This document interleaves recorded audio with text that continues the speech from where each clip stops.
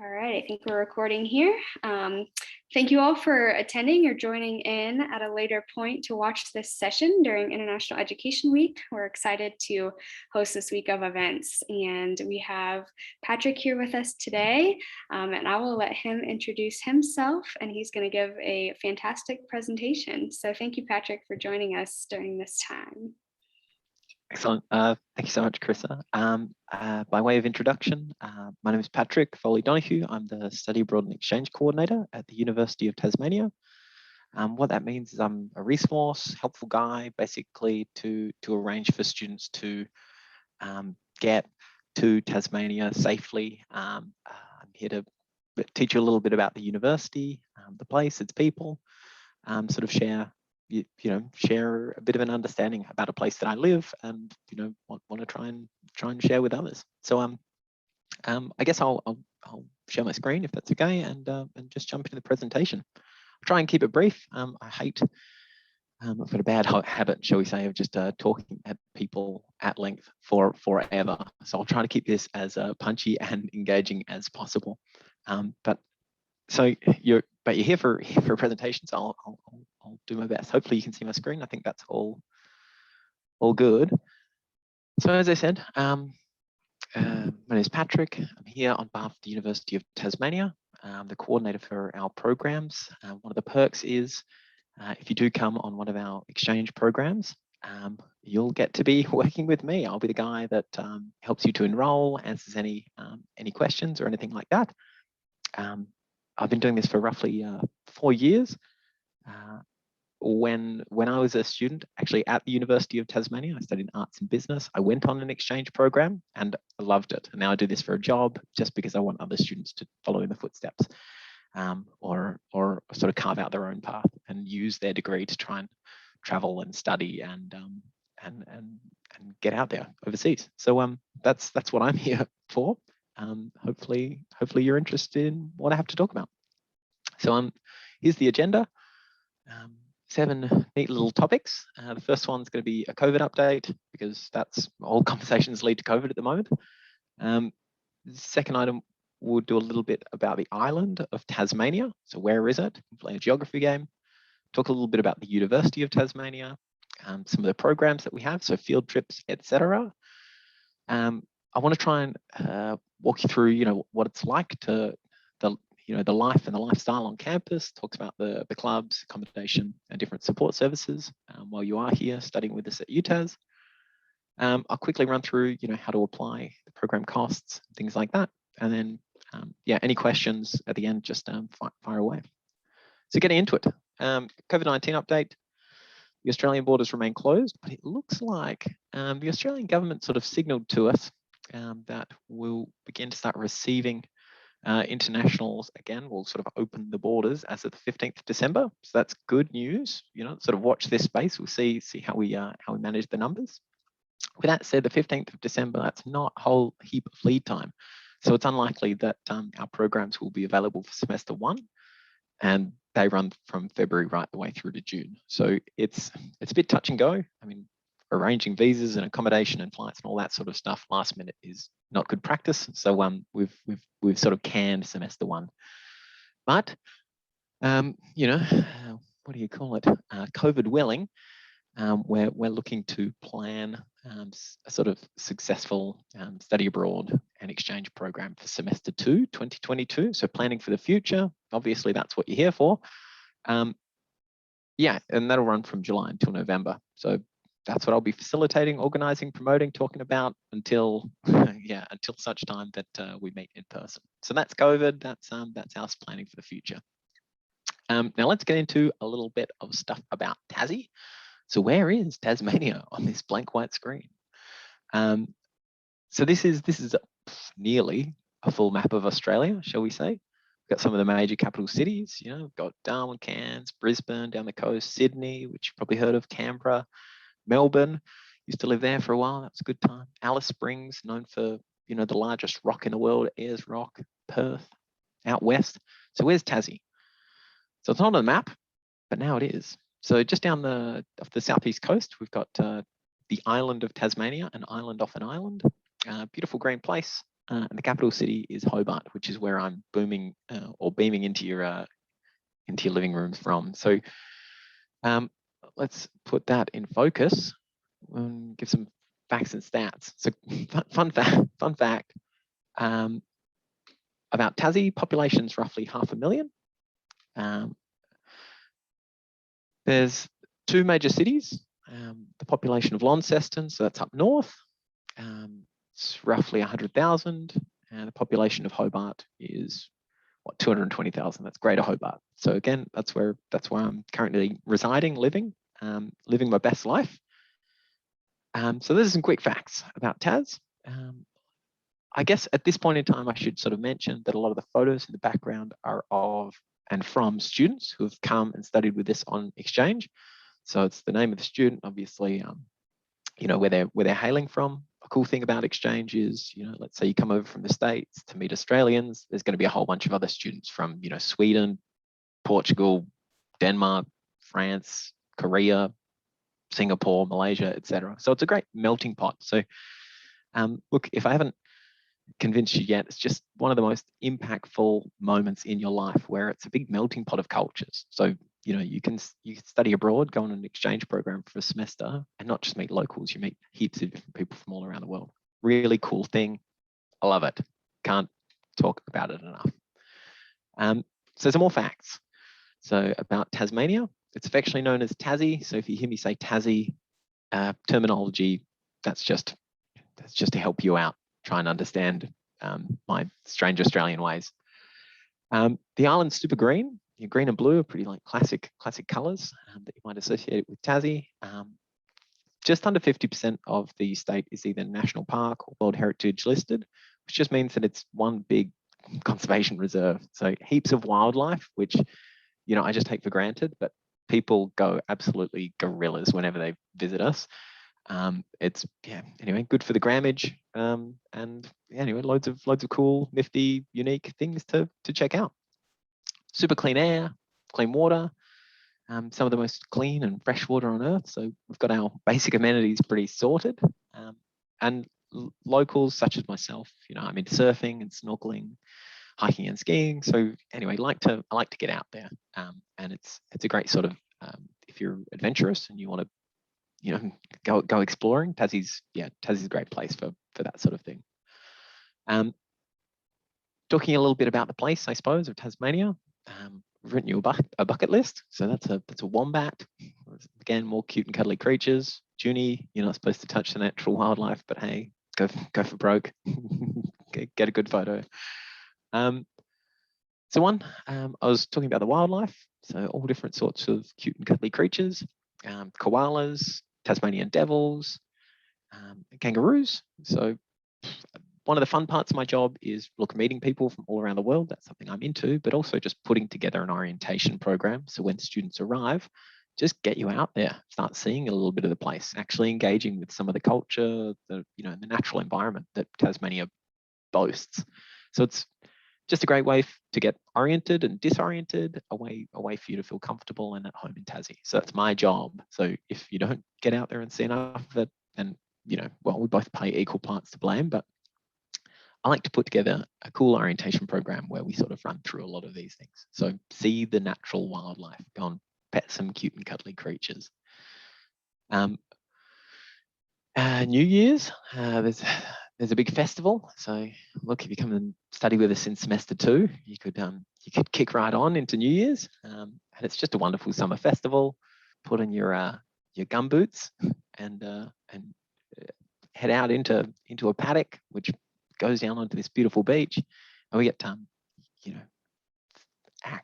all different acts from all over the world. I think we had Eminem one year. That was pretty cool.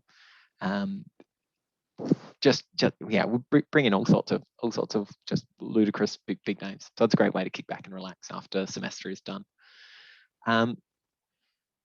More natural stuff, you know, wowed by the bright lights of the Aurora Australis. What's the Aurora Australis? It's the southern lights. And then there's also bioluminescent sea plankton. So the green lights in the sky, something to do with magnetism, light refracting throughout the atmosphere. Not a scientist, but it's a pretty cool phenomenon to experience. So these are some photos from some students.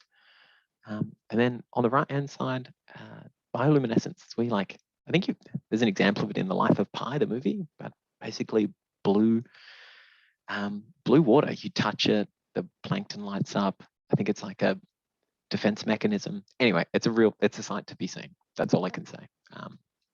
Really cool things to see. Surfing, something I'm passionate about.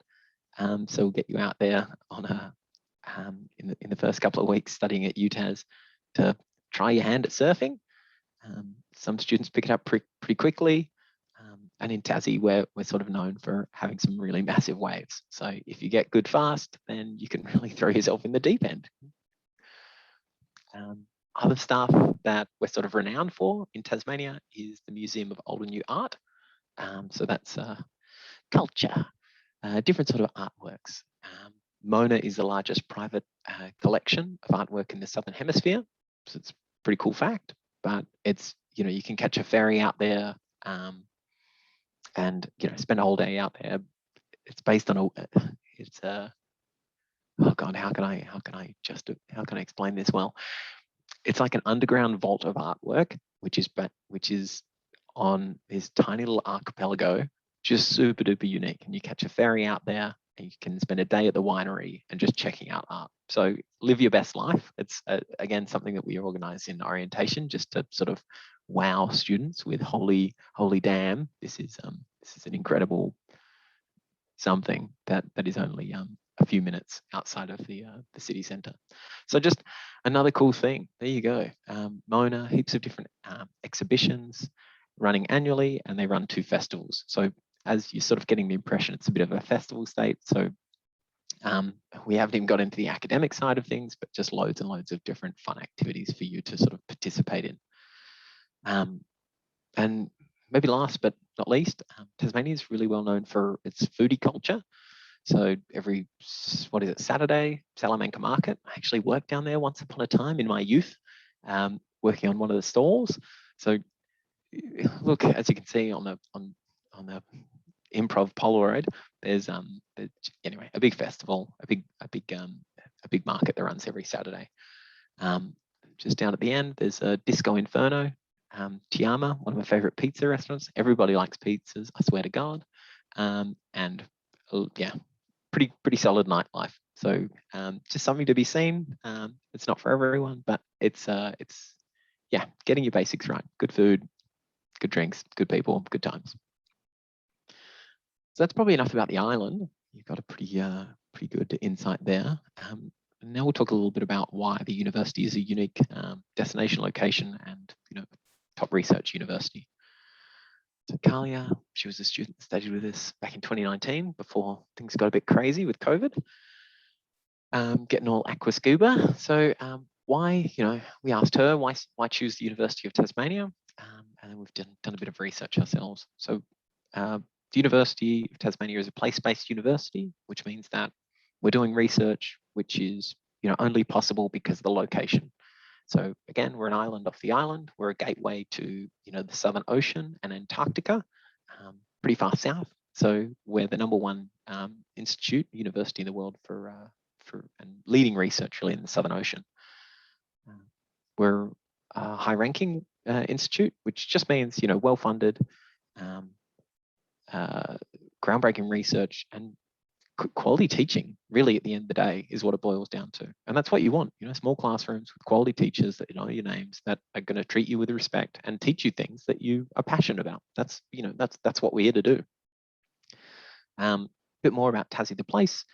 Lonely Planet, which is sort of tourism guide, ranks in the top 4 must-see destinations in the world. So Tasmania, just generally speaking, covers a lot of bases. Good place to come visit. UTAS, so the University of Tasmania, is the 4th oldest university in Australia. So lots of sandstone buildings. So I don't know, a bit of Hort and swagger there. It's a beautiful, beautiful campus. And then there's just some of the research facts. So freshwater biology and marine biology rank 4th in the world. That's out of all universities worldwide. That's every single person. This is like, it's not quite a podium finish. It's not 3rd place. It's not a bronze medallion, silver or gold. But we're kicking goals. We punch well and truly above our weight for the size of the institution when competing with other universities all around the world. Oceanography and fisheries. So if you're concerned about, the oceans and what's happening to them and potentially climate change, or fisheries, which is we're talking about food shortages or how we're going to sustain the world, our vast population into the future. These are sort of groundbreaking research and studies in those fields. Agriculture and forestry, that's really a no-brainer. More to do with how we're sustaining ourselves and the sort of agricultural practices that have endured over the last many thousands of years. Ranked 44 44th in the world, and then also heavy hitters for law, so 61st in the world for law. So that's just a little bit about the research strengths of the university. So academics who really know what they're talking about, doing world-leading research, and sort of hopefully engaging and passing on that knowledge to the next generation of students and people that are passionate about those fields. So cool stuff. But at the end of the day, it's quality teaching and it's well-funded programs. So how do we organize ourselves? This is just a quick and dirty slide on the different colleges that we have. So if you study at UTAS, you'll fall into one of these buckets. So when I studied at UTAS, I was an arts business student, which meant that I was in the College of Business and Economics. There's also the College of Science and Engineering. There's the College of Arts, Law and Education, and the College of Health and Medicine. So 4 main sort of topic groups or categories that students fall into. This picture is of our fine arts campus, which is just down on the right-hand side. We've got half a picture of Mount Wellington in the background. We'll get a better picture of that. But yes, that's the waterfront, and it's just a stunning spot for our fine arts students to study. So cool story, but there you go. Those are our colleges. Some other stuff that might be interesting or important to mention. We have specialist schools and institutes, so areas that are really specific and focused in when it comes to research and teaching practices, the education that they give. So there's IMAS, the Institute of Marine and Antarctic Studies. So this area, sort of it's in the name, but conducting research within Antarctica. And as I said before, we're a gateway to those studies. So to that continent. So that's a pretty fascinating and unique thing about Tasmania. One of my personal goals is to get to Antarctica. I don't know when I'm going to do it, but it's definitely on the bucket list for me. See the penguins, I don't know. There's AMC, the Australian Maritime College. What's that for, you might ask? Logistics chain management, and naval engineering. So basically how to become a captain of a vessel and or the logistics of sending cargo transport from Australia, Tasmania, through to Singapore and beyond. And so much more than that. That's definitely me being reductive, but those are some of the programs there. And Menzies Institute for Medical Research, they're conducting cutting edge research on all sorts of different things, heart disease through to Alzheimer's and beyond. Once upon a time, I hurt my knee, tore my ACL. It's a tragedy. They phoned me up one day and said, "Hey, you tore your ACL. Would you like to be part of a research pool?" I was like, "Yeah, sure. Sounds great." So they're interacting with the world around them. How are they going to help people that hurt their knees or hurt their backs or develop Alzheimer's? So it's pretty fascinating stuff. This photo. Just a couple of students that studied with us back in 2019, again, pre-COVID, the glory days, nostalgia. But something you should know, we get hoodies or jumpers, pullovers, whatever terminology you use for students when they arrive. So they feel sort of, collegial, part of a group. So this slide just talks about some of the different classes, fields, courses that we offer: accounting, Antarctic sciences, architecture, the list really goes on. So we're blessed at the University of Tasmania in that we're the only university within the whole state. We have to sustain the state. Sustainability is a common thread that runs through our curriculum.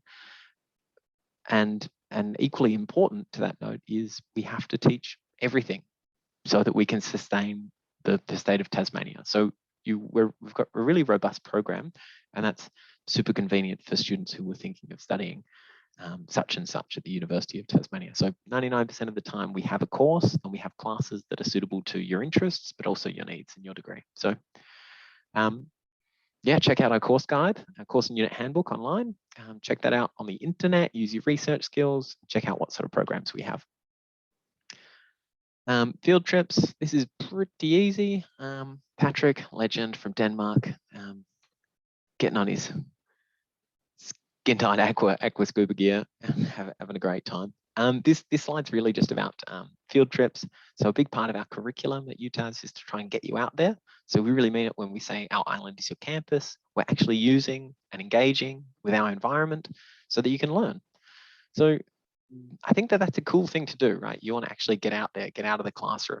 It's a bit old hat sitting around reading from a textbook. We want students engaging, putting their skills into practice. So practical elements and components within classes. So these trips that I speak about, they can be anywhere from, a day field trip to 2 weeks. So you could go out and conduct some research on an island, or, it's really dependent on the class that you're studying.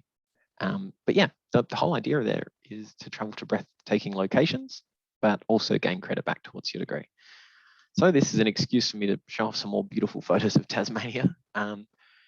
Marine ecology on Maria Island. Those are the painted cliffs. Pretty phenomenal. Very, tourist destination, but, may as well do it as a part of your studies. This is a look from Mount Wellington. So this is the big mountain that sort of looks over Hobart. I think you can see my house from here. There's the bridge that you come over. The airport's just a little bit, further on the other side of that bridge. But look, that's, study plants. So if you're doing botany or biology, doing a plants and animals unit, module, class, course, whatever at UTAS, you can get out there and climb the mountain. Geography of island places. So this is Bruny Island, another island off an island of an island. It's like islandception, but yeah, these are some students that studied with us back in the day, and we managed to take them down to Bruny Island. So yeah, terrific experience. Said by all and had by all.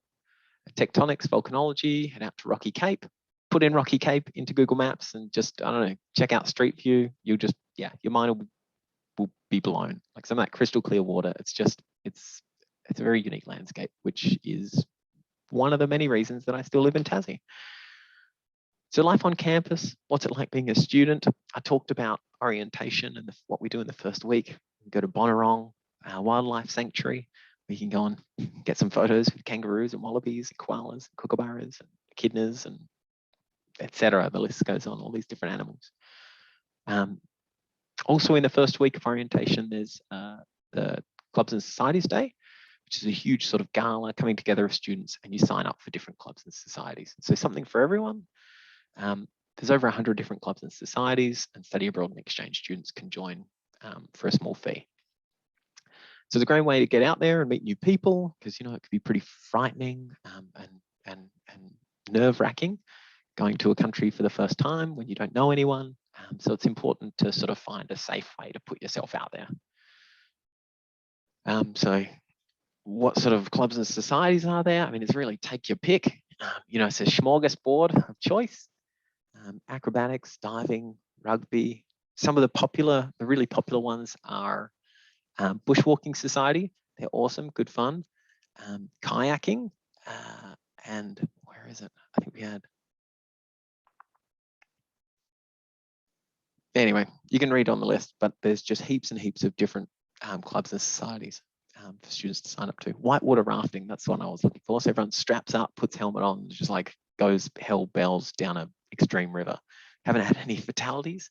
It's just something that students sign up for as a thrill, but good way to make friends, have fun, get out there, do stuff. So that's, clubs and societies, fun activities, accommodation, that's important. Where are you going to live if you come and study in Tasmania? So there's loads of different options. So remembering back that there's Launceston up north and Hobart down south. So Hobart is, let's say, the biggest campus that we have. Students in Hobart can choose to live in all sorts of different university accommodations. So they can live in the city or they can live specifically on campus. Different sort of options, studios, shared apartments, dorms, residential colleges, list goes on. But yeah, there's also private accommodation options available. The prices will vary. depending on what you want. You want a penthouse suite, it's going to be more expensive than if you get a dorm room with a pal. Similar sort of options when we look at Launceston, so up north, which is our smaller campus. Again, you can live on campus or you can get private accommodation, studios, shared apartments, or dorms. So roughly, generally speaking, we're looking at about $190 a week.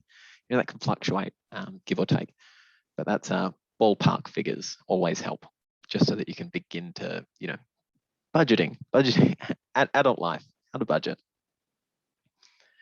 Here we've got Mumford, the UTAS mascot. I once donned the suit of Mumford. So that's the lion. That's the brand emblem and mascot for UTAS. What a figure! What a striking figure. Mumford always gets the girls. So look, on-campus support and services is what this slide's for. This is just to talk about when you arrive at UTAS, we want to make sure that you're comfortable and you're feeling supported for the entire duration, right the way through. So there are different sorts of services available to students which are free. So there's ISAs, International Student Advisors. They're professional sort of counselling service type people, but who are also well integrated and very well versed in the University of Tasmania systems. So if there's anything freaking you out from like visas or understanding your timetable right the way through to I'm having trouble adjusting to Australian life. Everyone sounds funny and says weird things. ISA is a pretty solid first point of call. The student learning support. These guys can help you with all sorts of different academic questions. They're based in the library and they're available 9 to 5 throughout the working week. Personal counselling, so if there is something a little bit more sinister or something that you really need a specific space and time to sort of lock in with someone with those professional skills, there's personal counselling on campus, and those people can sort of help sort of guide you through and put in place some mechanisms for you to cope, coping mechanisms for if you're homesick, or as I said, something more dire. There's UTAS Life. So UTAS Life is very interlinked with UTAS, with UTAS Mumford mascot. So all sorts of different events and activities. Every Tuesday, there's free food on campus, which is nice. But the UTAS Life are essentially like so all through orientation, but then weekly there'll be all sorts of fun stuff on campus. So it's a good way to get you out there. Have a feeding frenzy at a barbecue or whatever. There's different sort of spiritual and pastoral care available to students. There are prayer rooms on campus. And I think that's a really important and sort of really important and modern sort of take on how universities should support their student cohort. And then there's also health and disability advisors. Now, I think that this is important to raise just because, for instance, if you have dyslexia, then you should flag that with me in your application form. You say, hey, Patrick, this is something that I suffer from, or this is just something that I deal with and live with every day. And then before you arrive on campus, I can try and set up for you a learning access plan or whatever it is that you need. If it's, you can flag with us that you're wheelchair bound or something like that, then we can arrange so that you're better supported for your time at UTAS. The last thing we want is a student to apply, don't signal these sorts of things to us, and then we're just, we're going in blind. We want you to have a good time. My job is to make sure that you have a good time whilst you're at UTAS, but you sort of got to give a little of information to get a little bit of help. So that's just how that works in practice. So how to apply and program costs. This is a pretty quick and dirty slide, but look, oh, I've got EDU Denmark, lol. So step 1, you speak to your counsellor at home. Step 2, you apply. Step 3, you'd accept your offer. Step 4, a payment. So usually OS help. So for students who, all students need to get overseas student health cover, such as insurance, to make sure that you're covered while you're overseas. And then you'd apply for your visa. So that's a general overview and process. And bing bang bong, that's it. So I'm not sure if there are any questions in the room, but I will leave this slide up for now, just because that has our website, our email address, Facebook page, and Insta handle. So if you want to get in touch, feel free to reach out. My name is Patrick. You can find my contact details on our website, or just punch in student.mobility and you'll get to me. Kevin? Thank you very much. Yeah, I caught bits and pieces, but you did a great job, and that was awesome. Really appreciate the information. Piece of cake. I think we sort of ripped through it, but that's just how these things sort of have to fly, I think. I know that watching a recorded session could be pretty stale. But yeah, look, thanks for dealing with my frantic early morning emails, which are like, wow, what's going on? Yeah, Don't worry about it. I'm the worst. Pre-coffee chat is the worst chat. Exactly. I mean, the time zone differential and it's on its own was tough, you know.